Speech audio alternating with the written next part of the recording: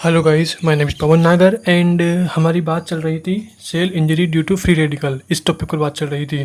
तो हमने free radical का प्रोडक्शन अपलोड कर दिया था, रिमूवल ऑफ फ्री रेडिकल ये भी अपलोड हो गया है। एंड अब हम आपसे बात करेंगे कि फ्री रेडिकल्स हमारी बॉडी पर कैसे कैसे इफ़ेक्ट करते हैं।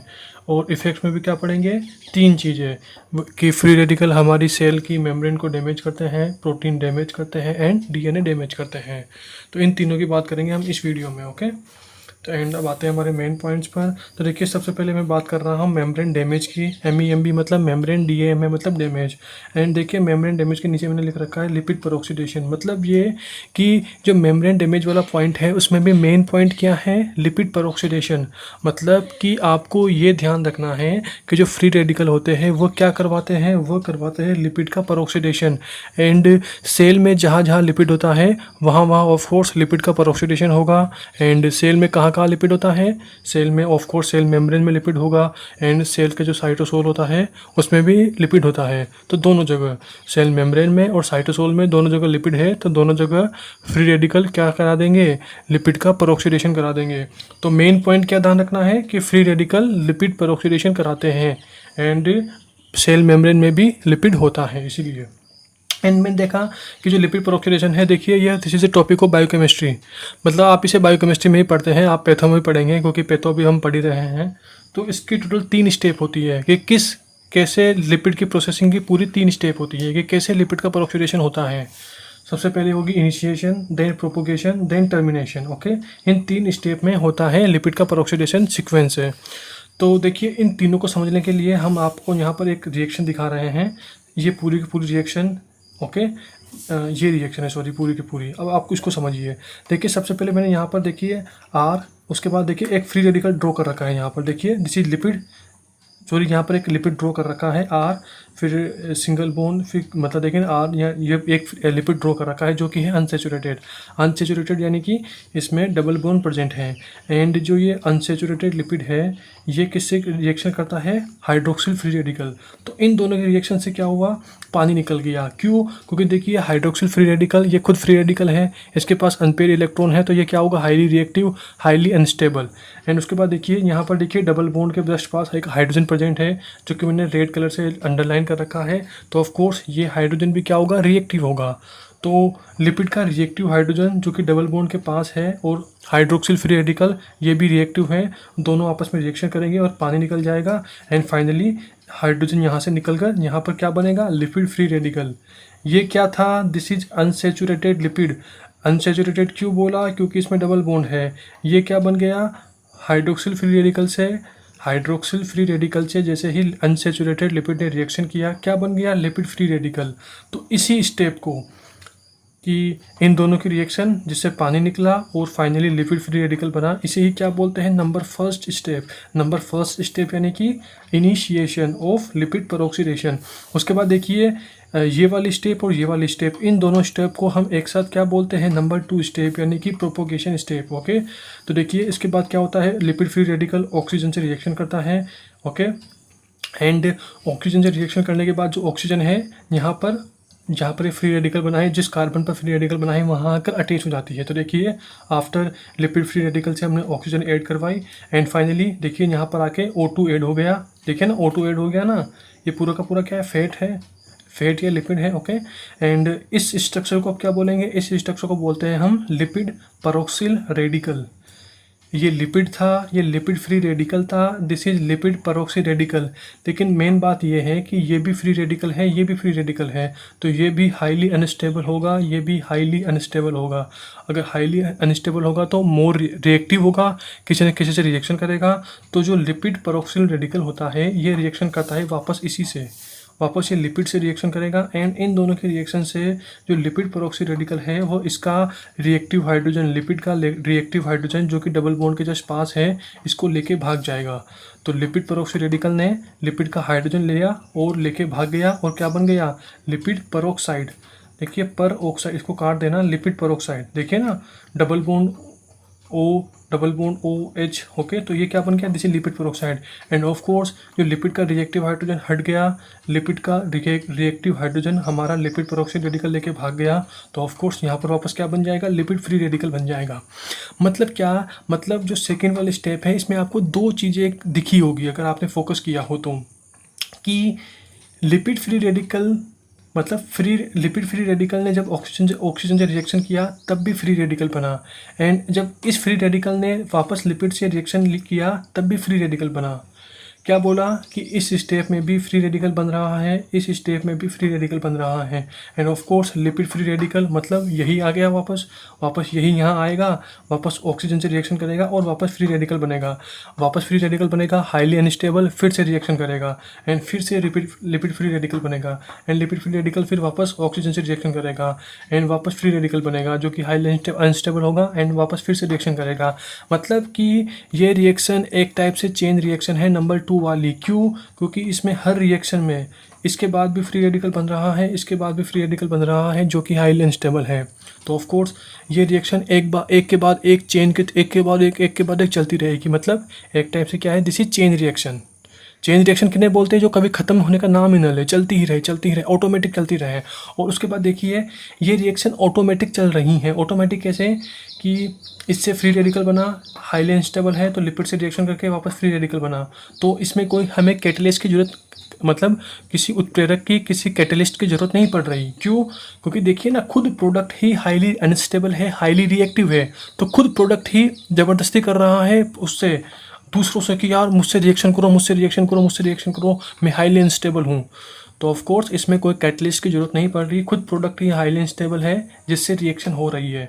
तो ऑफ कोर्स प्रोपोगेशन में मैंने 2 पॉइंट लिख रखे हैं। ऑटो कैटालाइटिक होती है, मतलब अपने आप रिएक्शन होती रहेगी, और अपने आप होती रहेगी। और कौन सी होगी, चेन रिएक्शन मतलब कि एक के बाद एक होती रहेगी, ये फिर यहाँ आएगा, ये फिर यहाँ आएगा, ये ऐसे एक के बाद एक चेन रिएक्शन होती रहेगी, कभी ख़त्म होने का नाम नहीं लेगी। ओके, तो आई होप आप मेरी बात समझ गए होंगे। तो ये सारा का सारा था मेम्ब्रेन डैमेज, जो कि था हमारा फर्स्ट पॉइंट, कि कैसे फ्री रेडिकल हमारी मेम्ब्रेन को डैमेज करते हैं। और मेम्ब्रेन डैमेज में भी आपको दिमाग में क्या रखना है, आपको मेन पॉइंट दिमाग में रखना है कि फ्री रेडिकल कराते हैं लिपिड का परऑक्सीडेशन, एंड जहाँ जहाँ लिपिड होगा वहाँ वहाँ परऑक्सीडेशन होगा। ओके, ये हो गया। इससे इस पूरी बात से क्या हमें मिला, इससे हमें फाइनली ये मिला। ओके सॉरी, ये हो गया। उसके बाद देखिए थर्ड स्टेप भूल गए, फर्स्ट की बात कर ली, सेकंड की बात कर ली, थर्ड की बात भूल गए, टर्मिनेशन के लिए देखिए मैंने यहाँ पर 2 लाइन लिख रखी है कि अगर फ्री रेडिकल किसी नॉन रेडिकल से रिएक्शन करता है तो ऑफ कोर्स फ्री रेडिकल बनेगा जो कि हाईली अनस्टेबल होगा। अगर हाईली अनस्टेबल हुआ तो ऑलवेज चेन रिएक्शन होगी। लेकिन अगर एक फ्री रेडिकल दूसरे फ्री रेडिकल से रिएक्शन करता है तो क्या बनेगा, नॉन रेडिकल बनेगा। और ऑफ कोर्स नॉन रेडिकल बनेगा मतलब इसके पास पेयर इलेक्ट्रॉन होंगे तो एकदम स्टेबल होगा, मतलब चेन रिएक्शन नहीं होगी। तो टर्मिनेशन वाला पॉइंट है ना, देखिए अगर इसको यहाँ अप्लाई कीजिए नंबर 2 पॉइंट पर, पहले वाली लाइन को, इस पूरी लाइन को नंबर 2 वाले पॉइंट पर अप्लाई कीजिए। देखिए this is radical, this is free radical, oxygen क्या है, नॉन रेडिकल। फ्री रेडिकल जब नॉन रेडिकल से रिएक्शन करता है तो क्या बनता है, फ्री रेडिकल। देखिए ना, फ्री रेडिकल नॉन रेडिकल से रिएक्शन करता है तो फ्री रेडिकल बनता है जो कि हाईली अनस्टेबल होता है, इसीलिए चेन रिएक्शन होती है, इसीलिए चेन रिएक्शन होगी प्रोपोगेशन में।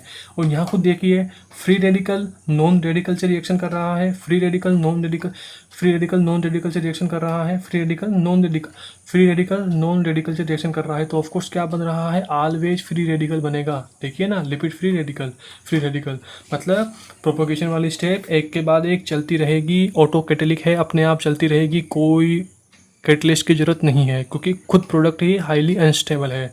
एंड थर्ड वाला पॉइंट है टर्मिनेशन। देखिए टर्मिनेशन में हम इसी आइडिया का यूज़ करते हैं, मतलब कि हम 2 फ्री रेडिकल को आपस में भिड़ा देंगे, मतलब कि इसके पास भी अनपेयर इलेक्ट्रॉन है, इसके पास भी अनपेयर इलेक्ट्रॉन है, तो दोनों के अनपेयर इलेक्ट्रॉन आपस में जुड़ जाएंगे एंड फाइनली पेयर हो जाएगा, और पेयर हो जाएगा तो नॉन रेडिकल बनेगा एंड वह स्टेबल होगा। अगर स्टेबल हो गया मतलब चेन रिएक्शन नहीं चलेगी। तो ऑफ कोर्स जो थर्ड वाली स्टेप है उसमें इसी आइडिया का यूज़ करेंगे।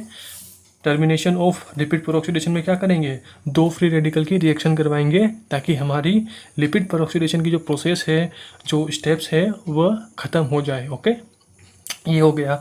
और हम बात कर रहे थे कि ओवरऑल इस सब के रिजल्ट से क्या हुआ, लिपिड के परऑक्सीडेशन से क्या हुआ। आप खुद सोचिए, लिपिड के परऑक्सीडेशन से सेल की सेल मेम्ब्रेन गई, साइटोसोल में जो लिपिड था वो गया, खत्म हो गया, नष्ट हो गया, डिस्ट्रॉय हो गया। तो ऑफ कोर्स सेल में म्यूटेशन होने के चांसेस बहुत ज़्यादा हो सकते हैं, या फिर जो नॉर्मल सेल है वह कैंसर सेल में, या फिर बोल दीजिए हाँ नॉर्मल सेल कैंसर सेल में चेंजेस हो सकती है। ओके, तो आई होप आप समझ गए होंगे कि लिपिड के परऑक्सीडेशन से सेल पर और भी इफेक्ट हो सकते हैं। मैंने दो ही बताए हैं, म्यूटेशन एंड कार्सिनोजन चेंजेस, या फिर नॉर्मल सेल कैंसर सेल में चेंज हो गई। इसके बाद आते हैं हमारे नंबर 2 पॉइंट, जो कि है हमारा प्रोटीन की हमारे फ्री रेडिकल्स कैसे प्रोटीन को डैमेज करते हैं। तो कोई ना, इसमें भी काम की बातें देखेंगे। यहाँ पर देखिए प्रोटीन डैमेज यानी कि हम करेंगे अमीनो एसिड का ऑक्सीडेशन, या फिर बोल दीजिए प्रोटीन की जो चेन होती है उसका करेंगे ऑक्सीडेशन। ओके, तो देखिए प्रोटीन को फ्री रेडिकल कैसे कैसे इफेक्ट कर सकते हैं। तो मैं यहाँ पर 4 पॉइंट बता रहा हूँ, और भी हो सकता है, लेकिन मैं काम की बात बता रहा हूँ कि प्रोटीन अगर फ्री रेडिकल प्रोटीन पर रिएक्शन करते हैं तो ऑफ कोर्स वो जो प्रोटीन की पूरी चेन होगी उस चेन को फ्रेगमेंट में तोड़ सकते हैं। ओके, अगर हमारी प्रोटीन की लंबी चेन अगर फ्रेगमेंट में टूट गई तो ऑफ कोर्स प्रॉब्लम आएगी। प्रोटीन की जो साइड चेन्स होती है उनका ऑक्सीडेशन कर सकते हैं, बैकबोन ऑफ प्रोटीन का ऑक्सीडेशन कर सकते हैं फ्री रेडिकल। मतलब कि देखिए मैंने यहाँ पर एक काली लिख रखी है इसे, इस काली ये क्या है, दिस इज बैकबोन। मतलब कि एक फिक्स यूनिट के बार रिपीटेशन से जो एक चेन बनती है उसे बोलते हैं बैकबोन। और वह बैकबोन किसी की भी हो सकती है, डीएनए की भी हो सकती है, प्रोटीन की भी हो सकती है, क्योंकि डीएनए भी तो न्यूक्लियोटाइड का पॉलीमर होता है। सेम न्यूक्लियोटाइड्स बार रिपीट करके डीएनए बनाते हैं। ओके, वही प्रोटीन भी क्या बनता है, अमीनो एसिड के बार रिपीटेशन से। तो बार रिपीटेशन से जो चेन बनती है उसे ही बोलते हैं बैकबोन। वो प्रोटीन की भी हो सकती है, डीएनए की भी हो सकती है। तो काली क्या है, this is backbone. End of course इसके साइड में ब्रांचेज भी होगी, साइड में ओके साइड चेन्स भी होगी। तो जो फ्री रेडिकल है वो बैकबोन का भी ऑक्सीडेशन कर देते हैं, बैकबोन ऑफ प्रोटीन का भी ऑक्सीडेशन कर देते हैं, और फ्री रेडिकल साइड चेन का भी, मतलब इस बैकबोन पर जो साइड चेन्स हैं उनका भी, लाल वाली साइड चेन्स हैं, इनका भी ऑक्सीडेशन कर सकते हैं। एंड फ्री रेडिकल प्रोटीन्स के बीच क्रॉस लिंक, प्रोटीन के बीच बॉन्डिंग करवा सकते हैं। मतलब ये एक अलग प्रोटीन है, ये अलग प्रोटीन है, इन दोनों के बीच बॉन्ड बनवा दी है, या फिर एक ही प्रोटीन के अंदर भी बॉन्ड बनवा दी है, मतलब क्रॉस लिंक का फॉर्मेशन कर सकते हैं। तो मैंने 4 पॉइंट लिखे हैं कि ये चारों चीज़ें कौन करवा सकता है, फ्री रेडिकल। किसके अंदर, प्रोटीन के अंदर। एंड क्रॉस लिंक पर मैंने 2 लिखा है, इंटर एंड इंट्रा। इंटर मतलब कि 2 अलग प्रोटीन मोलिक्यूल के बीच हमारी फ्री रेडिकल्स ने डाइसल्फाइड बॉन्ड बना दिया। मतलब दिस इज प्रोटीन फर्स्ट जिसके पास एसएच ग्रुप है, दिस इज प्रोटीन सेकंड जिसके पास एसएच ग्रुप है। And after the action of free radical, इन दोनों पर जब फ्री रेडिकल ने रिएक्शन करवाया तो ऑफ कोर्स इसका हाइड्रोजन लेके भाग जाएगा, इसका हाइड्रोजन लेके भाग जाएगा फ्री रेडिकल।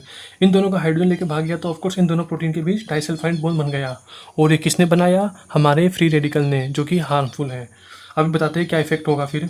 एंड इंट्रा मतलब एक ही मॉलिक्यूल में, एक ही प्रोटीन मॉलिक्यूल में इन्होंने बॉन्ड बनवा दिए। मतलब एक ही प्रोटीन लंबी सी चेन थी, उसके पास 2 एसएच ग्रुप थे, तो इसका भी दोनों का हाइड्रोजन लेके भाग गया कौन, free radical. And after the action of free radical, इसी एक ही प्रोटीन मॉलिक्यूल पे दोनों एस के मध्य एक बॉन्ड बन गया। ओके, मतलब डाइसल्फाइड बॉन्ड बन गया। ओके, तो अलग अलग मॉलिक्यूल में के बीच में भी बॉन्डिंग हो सकती है, करवा सकता है फ्री रेडिकल, और एक ही प्रोटीन मॉलिक्यूल के बीच में भी करवा सकता है फ्री रेडिकल रिएक्शन। रिजल्ट कि इन फ्री रेडिकल ने प्रोटीन को इन 4 तरह से अफेक्ट किया, और तरह भी कर सकता है, मैं मेन 4 की बात कर रहा हूँ अभी। इन 4 तरह से अफेक्ट किया प्रोटीन को। तो फाइनली रिजल्ट क्या हुआ, रिजल्ट देखिए, आप कुछ सोचिए, इन 4 में अफेक्ट हुआ तो ऑफ कोर्स प्रोटीन की जो chemical and physical property change हो गई। मतलब chemical and physical property change due to free radical reaction with protein. मतलब फ्री रेडिकल ने जैसे ही प्रोटीन से रिएक्शन किया तो ये 4 चीज़ें हुई। इन 4 चीज़ों के होने से आपको देखिए उल्टी सुल्टी स्ट्रक्चर्स मिलेगी प्रोटीन की, जो नॉर्मल होती है वो नहीं मिलेगी। तो जिससे क्या हुआ, जिससे हमारी प्रोटीन की chemical and physical property change हो गई। एंड अगर प्रोटीन की physical and chemical property change हो गई, जिससे क्या हुआ, उससे होगा कि प्रोटीन की सोल्युबिलिटी अफेक्ट होगी, प्रोटीन की एंजाइमेटिक एक्टिविटी अफेक्ट होगी, प्रोटीन की स्ट्रक्चर भी अफेक्ट होगी। क्यों, क्योंकि हमारे फ्री रेडिकल्स ने इन 4 तरीक़ों से, और भी तरीक़ों से, 4 मैंने यहाँ लिखे हैं, और भी तरीक़ों से हमारी प्रोटीन की स्ट्रक्चर, प्रोटीन की फिजिकल एंड केमिकल प्रॉपर्टीज़ को अफेक्ट किया है। और ऑफ कोर्स बहुत सारे, देखिए अभी तो मैं ओवरव्यू दे रहा हूँ, अगर आप इसमें और भी अंदर जाना चाहते हैं ना, अंदर जा सकते हैं। लिपिड वाले में भी और भी अंदर जाना चाहे ना तो जा सकते हैं, बहुत अंदर जा सकते हैं, लेकिन हमारा एम है हमारा टॉपिक पढ़ना। ओके, तो आपको इतना ही ध्यान रखना है किसमें कि number 2 point protein damage, PRO मतलब प्रोटीन, DMA मतलब damage. Okay, and last and final DNA damage, and माने कि हमारे फ्री रेडिकल्स कैसे DNA को डैमेज करते हैं। देखिए ये रहा ना third point, DNA damage effect में। तो DNA डैमेज, DNA का क्या करते हैं, ऑक्सीडेशन, फ्री रेडिकल DNA का ऑक्सीडेशन कर देंगे, मतलब कि जो DNA का स्ट्रैंड होते हैं, सिंगल स्ट्रैंड और डबल स्ट्रैंड DNA, उनके स्ट्रैंड को तोड़ देंगे। तो आफ्टर ऑल DNA के अगर DNA के स्ट्रैंड को फ्री रेडिकल्स ने तोड़ दिया, जिससे क्या होगा, फाइनली रिजल्ट में क्या होगा, एजिंग होगी, म्यूटेशन होगा, कार्सिनोजेनिक होगा। मतलब कि अगर DNA के स्ट्रैंड को तोड़ दिया तो ऑफ कोर्स DNA का जो नॉर्मल वर्क था, अब वो नॉर्मल वर्क DNA नहीं कर पाएगा। अगर DNA नॉर्मल वर्क नहीं कर पाया तो ऑफ कोर्स उस सेल के एजिंग होने के चांसेस बहुत ज़्यादा हैं, उस सेल में म्यूटेशन होने के चांसेस बहुत ज़्यादा हैं, एंड उस सेल का कैंसर सेल में चेंजेस होने के चांसेस बहुत ज़्यादा हैं। कब? जब फ्री रेडिकल DNA का ऑक्सीडेशन कर देता है, सेल के अंदर DNA के स्ट्रैंड को ब्रेक कर देता है, तब ये तीनों चांसेस होने के ज़्यादा हैं। और देखिए म्यूटेशन, कार्सिनोजेंस, आप इसको यहाँ पर भी बोल सकते हैं, लिपिड में। मैंने बोला ना यहाँ पर कि आफ्टर ऑल लिपिड के डैमेज होने से, प्रोटीन के डैमेज होने से और DNA के डैमेज होने से क्या क्या इफेक्ट आता है, तो वही होता है। म्यूटेशंस हो सकते हैं सेल के अंदर, cell normal cell cancer cell में चेंजेज हो सकती हैं, अपोप्टोसिस करा सकते हैं अपन, अपोप्टोसिस करा सकते हैं, नेक्रोसिस करवा सकते हैं, क्योंकि अपोप्टोसिस और नेक्रोसिस दोनों क्या होते हैं, सेल डेथ के मेथड। सेल अपोप्टोसिस के थ्रू भी मरती है और नेक्रोसिस के थ्रू भी मरती है। ओके, तो ओवरऑल आप मेरी बात समझ गए होंगे। तो देखिए वही जितना भी मैंने यहाँ लिखा है, मेम्ब्रेन के अंदर, मेम्ब्रेन डैमेज के अंदर इतना लिखा है, प्रोटीन डैमेज के अंदर इतना लिखा है, एंड DNA डैमेज के अंदर इतना लिखा है। तो इन तीनों पॉइंट को आपको इसी एक पेज के अंदर करना है। मतलब यहीं मेम्ब्रेन डैमेज के अंदर यहाँ थोड़ा छोटा छोटा लिख देना और इन सारे पॉइंट्स को यहीं एडजस्ट कर देना। प्रोटीन वाले सारे पॉइंट्स को यहीं थोड़ा छोटा छोटा लिख के एडजस्ट कर देना।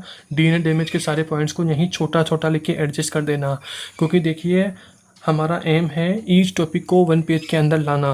और देखिए मैं इसलिए 1 पेज में फोकस करता हूँ ताकि आप एग्ज़ाम टाइम पर इसे बहुत ही कम टाइम में रिवीजन कर सको। क्योंकि देखिए हमारा एम तो वही है ना, ये थोड़ी है कि यार आप एक बार पढ़ लो फिर आपको एग्ज़ाम टाइम पे कॉन्फिडेंस ना आए और आप उतना ही टाइम दोबारा ख़राब करो जितना आपने पहले ख़राब किया था। ऐसा नहीं है, एक बार में इतना पढ़ लो ताकि हमारा एग्ज़ाम तक का काम हो जाए। तो ऑफकोर्स वही आपको इस पूरे टॉपिक को 1 पेज के अंदर ही करना है, थोड़ा छोटा छोटा लिखना। ओके, एंड आई होप, मुझे पूरा विश्वास है कि आपको ये वीडियो अच्छा लगा होगा, एंड अगर मज़ा आया हो देखने में, आपके कुछ कॉन्सेप्ट क्लियर हुए हो, तो प्लीज़ इस वीडियो को अपने फ्रेंड्स को ज़रूर शेयर करना। And bye.